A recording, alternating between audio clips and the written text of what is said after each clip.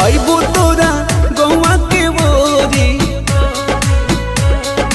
अच्छा अइबो तोरा गौवा के बोरी। मिलबो चोरी चोरी तोहरा से गोरी।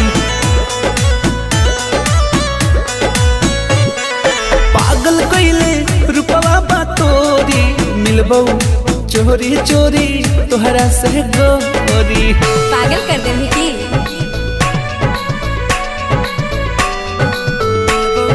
चोरी चोरी तोहरा से गोरी।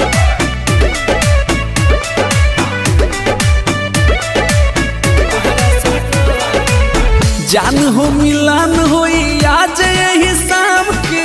हाँ। बचा के तनिका आराम से। अच्छा ठीक है हम हल्का मिले रही की।